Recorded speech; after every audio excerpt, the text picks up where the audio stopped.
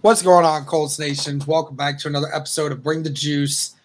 Guys, it's another year, the same result. It has now been almost a decade and still continuing that the Indianapolis Colts have fallen to Jacksonville in Jacksonville. Again, they lose by a final score of 37-20. After at one point it was a 21-3 ball game. And then the Colts made a late fourth quarter push, had you thinking that they might have a chance to bring this game back. But then, of course, same old crap happens, same as we've seen before. And the Colts not able to get the job done. We got a lot to talk about here, Cody. First things first, we got to start with Gardner Minshew. That was the big thing of today. 33 of 55 for 329 yards, one touchdown to three interceptions, sacked three times, QB rating of a 60. Again, where can we even start with this? I'm gonna let you go ahead and go ham on this first. Well, I have just made an appointment, Derek, for Gardner Minshew to go to the eye doctor tomorrow because it's clear that this man is legally blind when it comes to throwing the football to guys. I mean, my gosh, two interceptions, just completely nobody in the area except for the defender. I mean, you talk about like bad interceptions. Like, okay, every quarterback has these. Those were god awful. Those were in that tier. Like, that's how bad those were. And you know what the frustrating part was, Derek? It was right after the Colts made a big play. Jonathan Taylor had a 40-yard catch, and then Gardner Minshew goes and pulls that crap, completely overthrows everybody. Easiest interception in the world. Alec Pierce makes a really hard contested catch. Gardner Minshew completely craps the bed. So that's at least, Derek, 6 points or at maximum 14 points that you just leave on the field because you just throw the worst passes you could possibly throw. Like, again, like at this point, Derek, it's just like, how in the world can you throw a ball that poorly?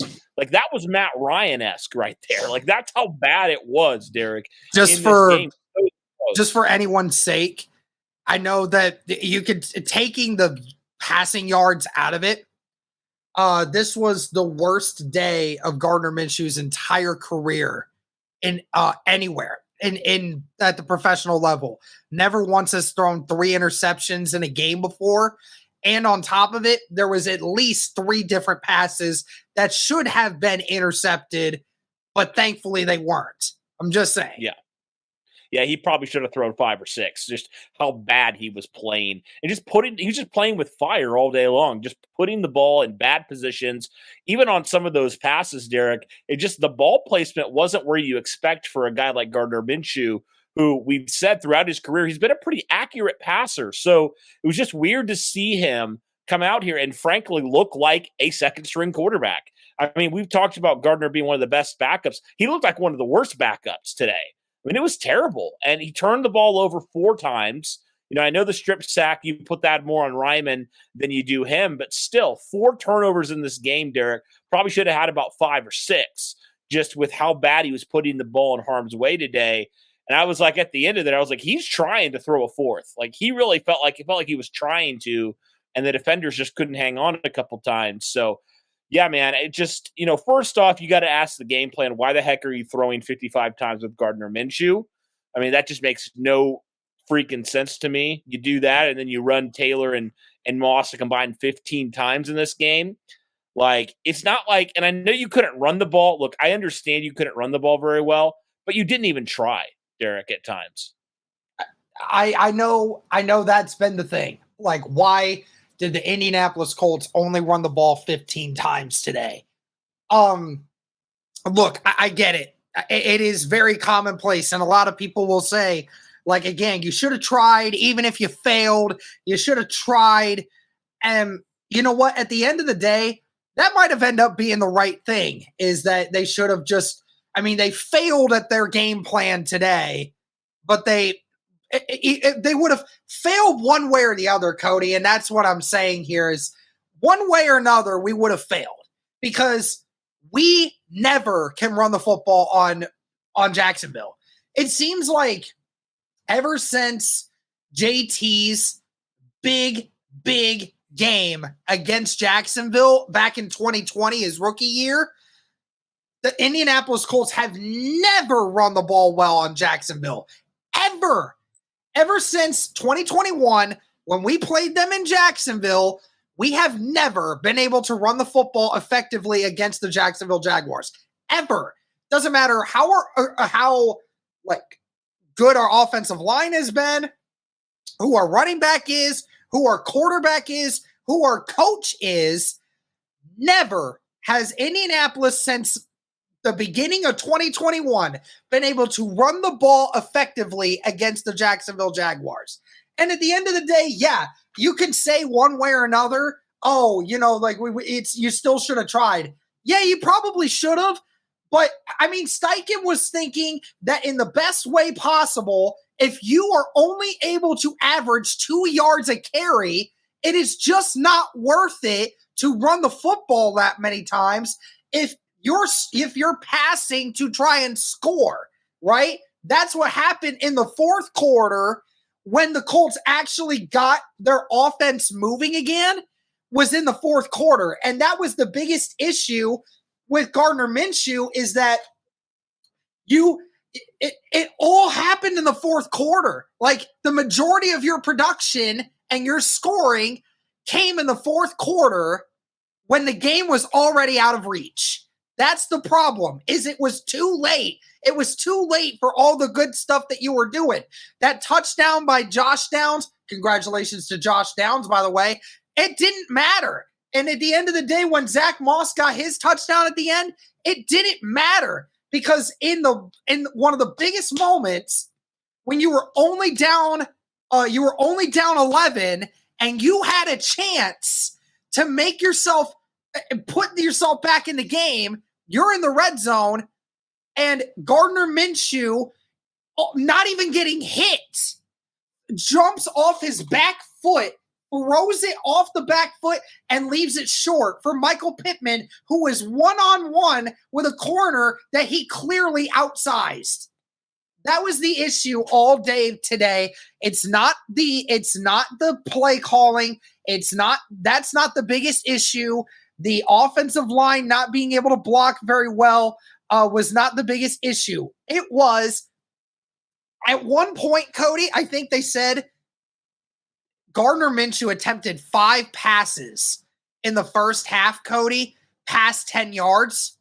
Guess how many of those he completed? 0. None. Yeah. Goose egg.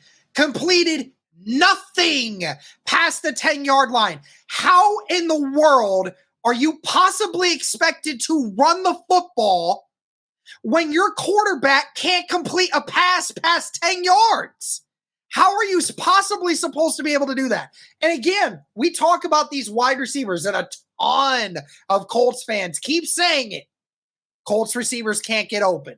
Colts receivers always drop it. Colts receivers are never open. It just seemed like every other time when Gardner Minshew's throwing the ball away, there was a guy open. Every other time, I keep looking at it. I kept watching the replays. There's a guy open somewhere on that football field, Cody. Gardner's just not finding them. It's like if he doesn't see it in his quick reads, oh, I got to panic. I'm like, where do we go? Oh, okay, got to throw it out. It's like, why? Like, we can't. That is where Anthony Richardson's God-given ability to escape the pocket and make plays on the run, whether it be a throw or a run, is so underutilized, and it's such a thing that Colts fans are going to wish that was still on this team this year, because so many more times would drives have continued and been much more effective had Anthony Richardson been the quarterback of this game. There were so many times. I could go through every play. I might have to do that. I might have to get like Lawrence Owen or someone to send me the film. I'll break down every single freaking play, and I'll tell you every time Gardner missed someone or just flat out made a wrong decision going forward. Again, there's a lot of issues with this game on the offensive side of things. The running backs, I can't even say anything because, again, they didn't get a lot of opportunities. They were only averaging 2.5 to 3 yards a carry because no holes were open. But then again, when you have 7, 8 guys in the box every single play, Cody, you can't run the football because Jacksonville knows Gardner's not beating them deep. Everything is within 10 yards. So just put everyone in the box and play man. There's just no point. And then you even saw when Gardner had guys open in soft zone coverage, he couldn't drop it in every other time. I said it. He legitimately had 6 or 7 throws today that should have all been picked, but he was very lucky they weren't. Mm-hmm. Oh, yeah, there's a lot there with Gardner Minshew. I think we can all say he was by far the biggest problem and the biggest liability, Derek, on the offensive side of things. Now, certainly, yeah, not having a run game didn't help. But again, like when you don't have the threat of the deep ball or the threat of anything, like we saw it with Matt Ryan last year. Heck, we saw it with Carson Wentz whenever he wasn't able to throw it down the field and they weren't able to do anything. Like teams key up on that and they know exactly what they need to do to stop you. Right. And it's interesting because, Derek, in the 2 games that Gardner Minshew's come in relief of Anthony Richardson, he's looked pretty solid. But the games they've had to prepare for him, he's looked terrible. He's looked not good at all. And so it makes you think like teams know exactly what Gardner Minshew is. Like they know that he can't throw the ball beyond 10 yards. And so, yeah, you're right. Like all they do is they stack the box and they say, all right, Gardner beat us. And he clearly can't. Noah Compton on Twitter said this perfectly. It is the perfect analogy. And anyone who still thinks Minshew is the solution going forward, you're out of your mind. He is a closer. He is not a starting pitcher. It's a baseball analogy. He is not the starting pitcher. He will not win you games on a multitude of different levels by starting and finishing the game. He is a guy that when the game is on the line and he comes in with no one having a game plan set in place for Gardner Minshew, he's able to produce at the best level because no one's expecting it. But when they're expecting it and they can build a game plan around him, he cannot strike dudes out. He cannot go out and get you the plays that you need on a consistent basis without giving up multiple home runs, which AKA means not finishing drives or throwing interceptions, which we saw today. On top of the 3 interceptions, Cody, 1 fumble to go along with it on that second drive where it took 3 plays, Cody, to go from a 3-0 lead to a 14-3 lead for Jacksonville. And from that moment forward, Cody, it was over. It was over. From the first quarter, the game was over. Everyone knew it. Everyone knew it. The Colts players probably knew it. Everyone knew it. As soon as that turnover happened and they scored a touchdown on the next play, we knew it. We said, that's over. It's game. We knew it. It was bound to happen. So I'm sure we're going to continue to have these talks about where the status of this team is with the quarterback and everything. But let's move on. I can't even talk about the running backs because, again, they did virtually nothing because they weren't utilized. Yeah. And the only time they were really properly utilized was in the passing game. And I'll tell you why here in a second.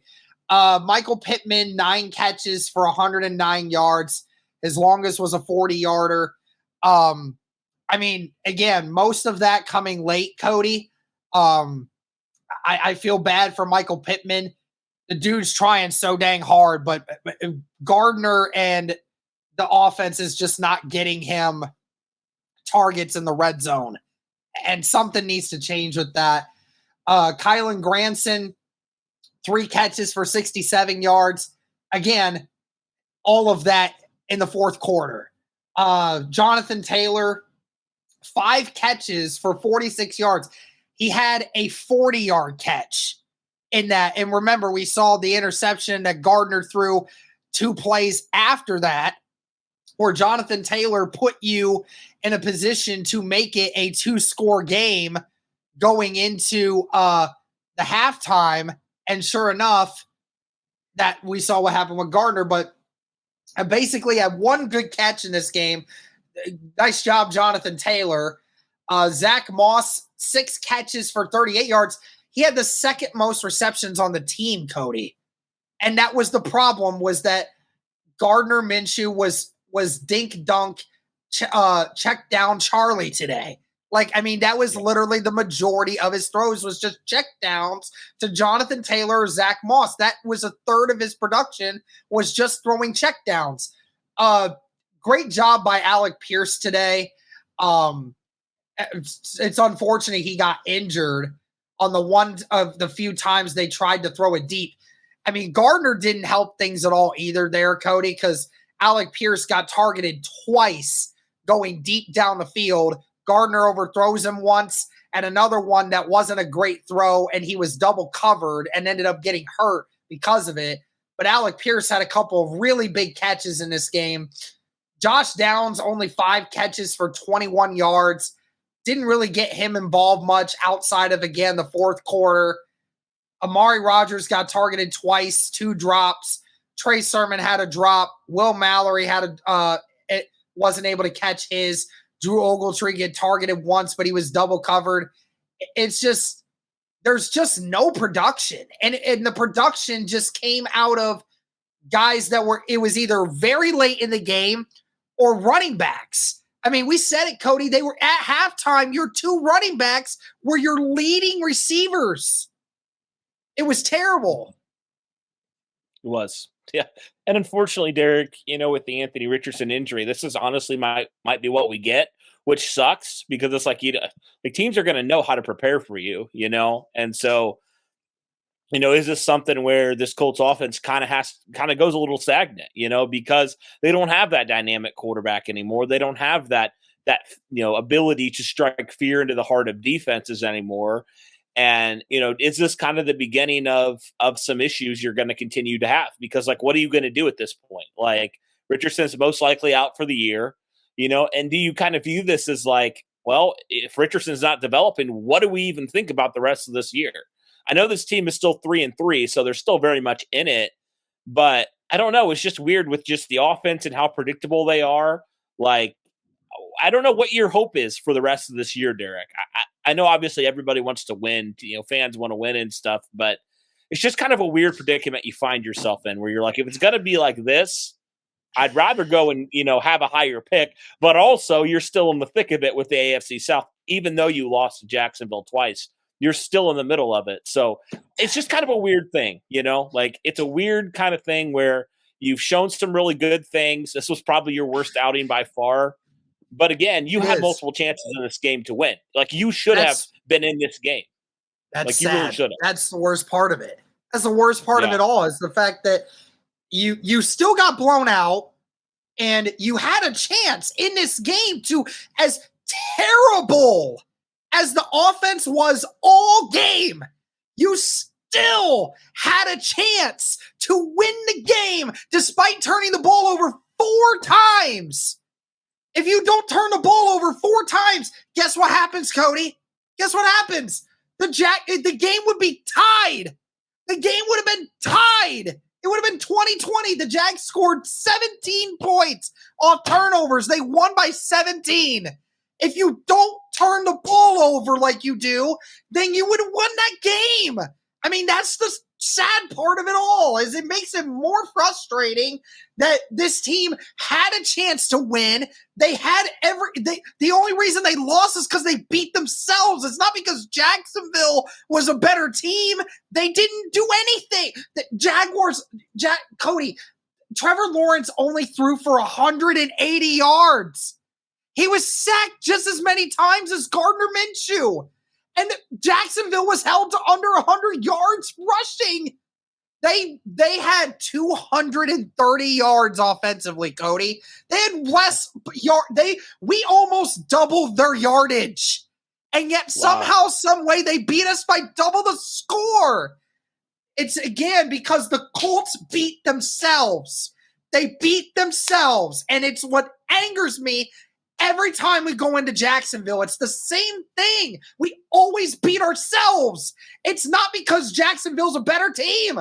It's because we always destroy ourselves every time in Jacksonville. It's so frustrating. And especially since we've seen what happened through the first 5 weeks of the season. The Colts have been a very disciplined team. They've been a very under control team. They've been a very strategic team. They've been able to move things along. And to see them get blown out like this, it just makes it that much more infuriating. Yep. Yeah, I mean, you're right. Like, this is the most undisciplined we saw. I mean, gosh, I think that first drive defensively set the tone. Like, just two encroachment penalties back to back. That's your captain, DeForest Buckner, being stupid, making a stupid play. Dayo Odeyingbo does the same exact thing. You give them free yardage. And for a team like Jacksonville, you cannot do that. You know, that honestly, Derek, was probably the difference in that drive between 7 points and 3 points. And because you gave them free first downs by being stupid and undisciplined, there you are, you know, all of a sudden down, 7-3 and then 14-3 because you were being reckless and dumb and you were not being disciplined. You were not doing what you've done all year, right? So it is very frustrating to watch a team that we know has talent with the Colts. Like, we know that they can go toe-to-toe with the team, even Jacksonville, when they actually are not shooting themselves in the foot consistently. But yeah, I think it is crazy. Like you said, they had 4 turnovers in this game, and they still were in this game, which is just crazy to think about. 7 minutes left in the game, and you were only down by 2 scores. And at that moment in time, there were probably quite a few Jacksonville fans who were thinking to themselves, oh no, is this a chance? There's a little bit of a chance because you had stopped them two times in a row on defense, and you had scored 2 possessions in a row. You had all the momentum, and then you shoot yourselves in the foot late in the game. And I guess that's probably what you get because of, this is not a great excuse, but like, look, this team's young. Like, they're dumb. They're young. They make mistakes. It's just frustrating to watch. But the problem also is, Cody, with some of the penalties when it comes to the mistakes, I think the problem is it's not the young guys that are making the big mental lapses. It's veterans. It's the veterans of the league. Like you said, DeForest Buckner. The guy, how many, that's 3 times this year that DeForest Buckner has been caught going offsides. Watch the ball, homie. You know this. You've been in the league 8 years. You know this by now. Quit jumping. Dayo Odeyingbo, just 2 plays later, does the same shit. Don't do that, dude. You just saw your teammate do it. Don't do it also. Yes, Juju Brents had 1 bad mental lapse in this game that cost us a touchdown. 1!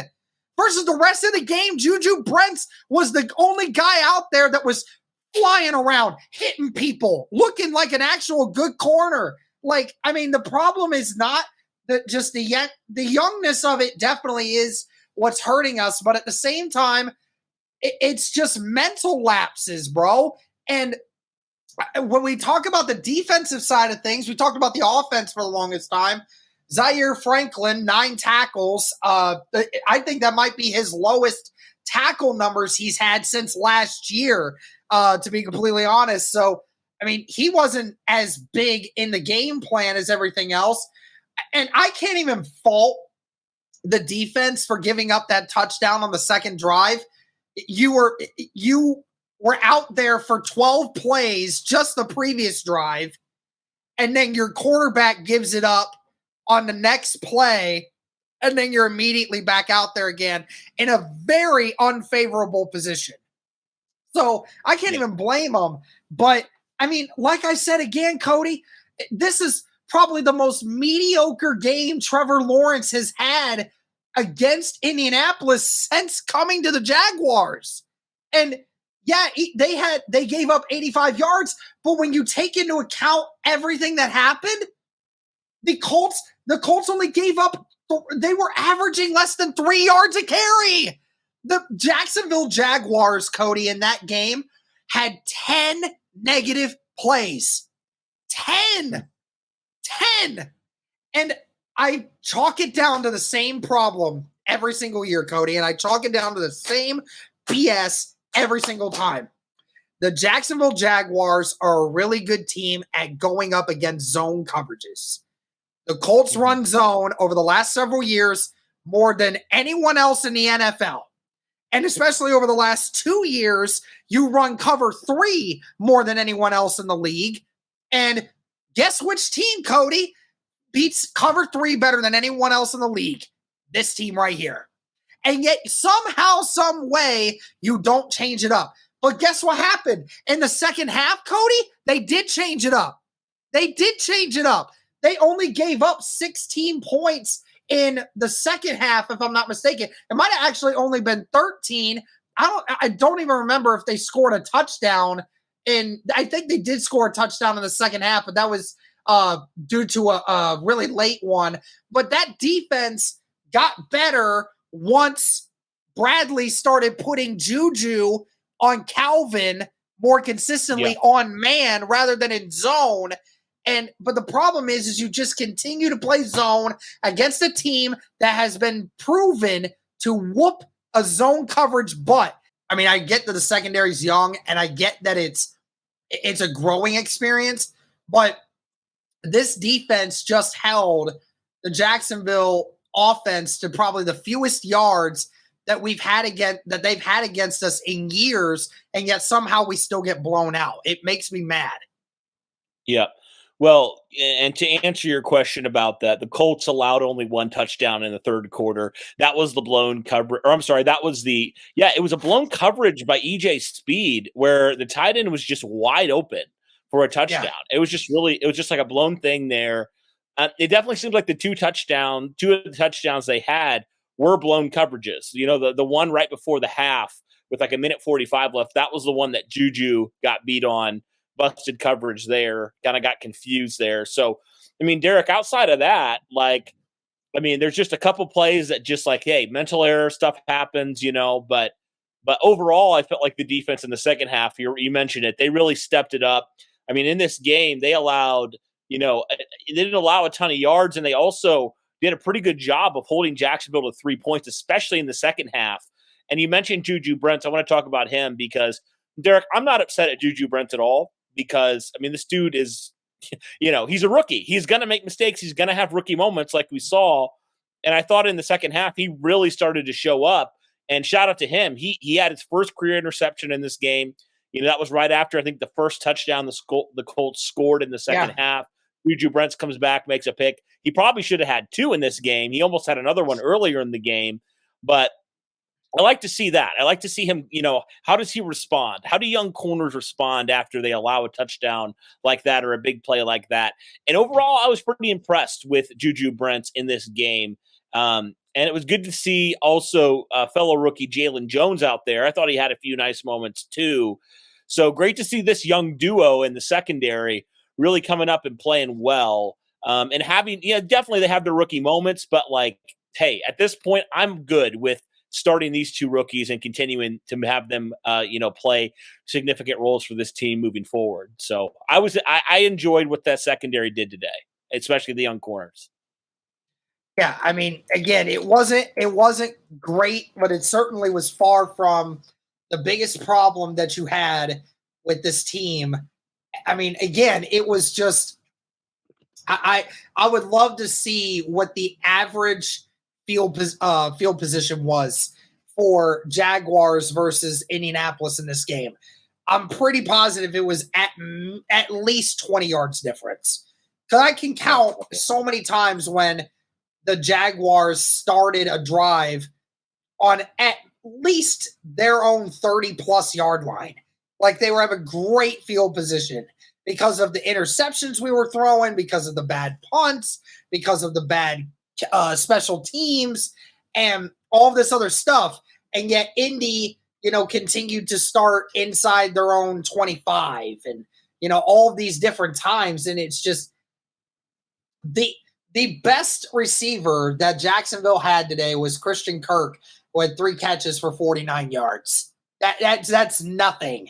I mean, again, that's nothing. Considering considering what he did to you in the first game, I mean, that's impressive that you hold him to that. So, and Calvin Ridley only had 4 catches for 30 yards. I mean, he was a virtual non-factor for half this game. I mean, again, we have to point the giant majority of the blame to the offense. Again, Gardner, you cannot turn the ball over 4 times in a game because we're going to lose every time. So I just hope that whatever happens, the Colts are going to figure it out and that Gardner Minshew figures out to take care of the football better next time. And the sad part is too, Cody, is, some of those interceptions, it's not like they were just accidental interceptions. There's some of those where, you just get unlucky with some of them. But that one where he threw, where it went, there's 2 of them that he threw it over the head of Michael Pittman. One of them he threw behind him. So I get that Downs and Pittman were very close to one another in their routes because Downs didn't get out far enough or to his spot quick enough to get open. But that ball was thrown 5 yards behind him and over his head. That was a terrible throw. Very bad timing. And then the second one that he threw, that one, did you see that ball when it came out of his hand? It looked like a dying duck. That thing was twirling and bobbing and everything. Like, he lost that ball. I know he did. He lost it. He did not have a good handle on that ball when he threw it. And that's another bad one. And then, of course, like you said, at the end of the game, when that one to Pittman at the end, Broheem, you've got to give your wide receivers a chance to catch it, man. You got to give your receivers a chance to catch it. I mean, we can't there's no point in calling it a 50-50 ball if it's 99% either incatchable or being caught by a defender. There's no point in calling it that. Yeah. Yep. Exactly. So, just a lot of frustrating moments, a lot of bad situational moments for the Colts where you're like, oh, they could get off the field here, or, oh, they could convert here, score a touchdown, or whatever. And they just were poor in that department too. So, and also special teams. Brian Mason, dude, you got to step it up. Your unit has now consistently, multiple weeks in a row, cost your team points. And, more the return game, more their coverage game. It's been an issue this year. So, Jamal Agnew again, hurting the Colts when it matters. And so I don't know what the deal is, but I definitely miss Bubba Ventrone because the Colts have struggled a little bit in that department so far.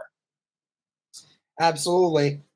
This is the second time that Jamal Agnew has, when the Colts had a specific moment where they could have potentially won the game or gotten back into the game, Jamal Agnew ruins the Colts' dreams every time. So you think you wouldn't kick to him eventually, but here we are. Absolutely. But all right, well, that's going to do it for this one, guys. Again, I think the biggest issue is not the fact that we lost this game. It's just the fact that once again the streak continues once more, and just the fact that there were multiple times in which the Colts could have figured this out, and they just looked so terrible. Just feels like every other time we ever go into Jacksonville for the last decade that this is the same result. So that's going to do it for this one, guys. Leave us your thoughts on this game. Thank you so much for tuning in. And as always,